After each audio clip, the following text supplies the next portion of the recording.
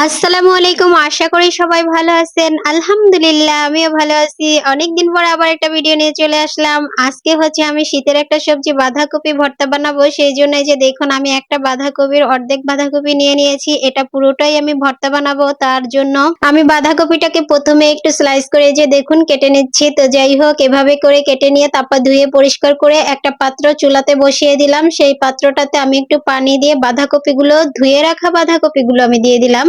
বাঁধাকপিগুলো দিয়ে দেওয়ার পরে এরপর এখানে আমি দিয়ে দিয়েছি লবণ আর হলুদের গুঁড়া। হলুদের গুঁড়া লবণ দিয়ে দেওয়ার পরে দেখেন বাঁধাকপিগুলো কিন্তু একদম অল্পতেই সিদ্ধ হয়ে গেছে। আর আমরা সবাই জানি বাঁধাকপি কিন্তু একদম অল্পতেই সিদ্ধ হয়ে যায়।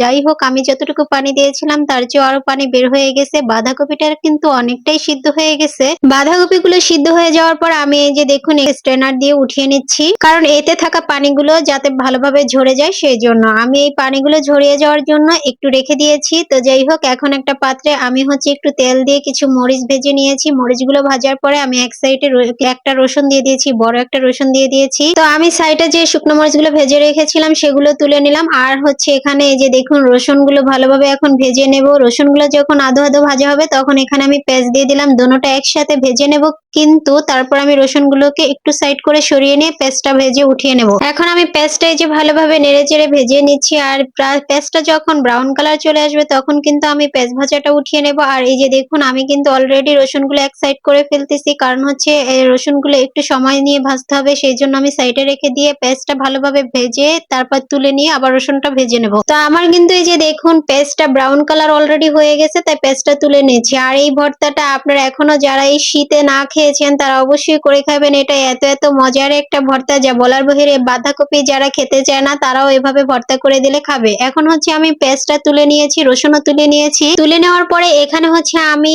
একটা টমেটো নিয়েছিলাম। এই টমেটো গুলো আমি একটু স্লাইস করে কেটে এর ভিতরে আমি একটু লবণ এবং একটু হলুদের গুঁড়ো একটু মরিচের গুঁড়ো দিয়ে ভেজে নিচ্ছি। টমেটো সিদ্ধ করে নিলেও হয়, তবে ভেজে নিলে বেশি মজা হয়। তো যাই হোক আমি এই জন্য ভেজে নিচ্ছি। আর এই যে দেখেন টমেটোটা কিন্তু আমি এক সাইড হয়ে গেছে দেখে অন্য সাইডটা উল্টিয়ে দিচ্ছি।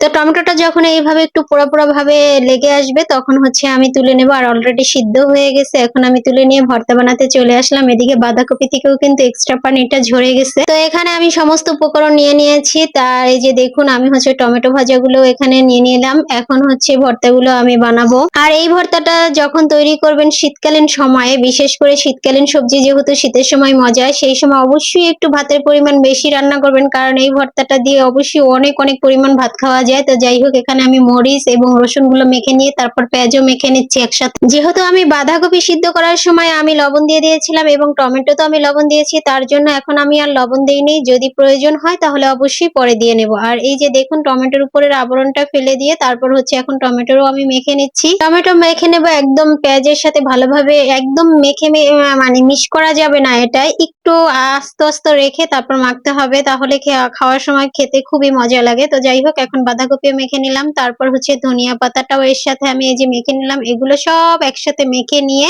যখন ভালোভাবে সমস্ত উপকরণগুলো একসাথে মিক্সচার করা হয়ে যাবে তখন এখানে আমি দিয়ে দেব সরিষার তেল। এই সরিষার তেলটা দেওয়ার কারণে এত সুন্দর একটা ফ্লেভার আসে যা বলার বাহিরে। আপনারা যারা এখনো বলছি খাননি তারা অবশ্যই তৈরি করে ভর্তাটা খাবেন। আমি অলরেডি অনেকবার খেয়ে ফেলছি। আর অবশ্যই কাঁচা পেঁয়াজ দিয়ে করার চেষ্টা করবেন, মানে ভেজে দিবেন এবং সাথে কাঁচা পেঁয়াজ দিবেন, তাহলে ভর্তাটা বেশি মজা হয়। তো যাই হোক আজকে আমার রেসিপি এটাই ছিল। আমার এখানে ভর্তাটা তৈরি করার জন্য পরে আর লবণের প্রয়োজন হয়নি। তো যাই হোক এই তো আমার ভর্তা তৈরিটা।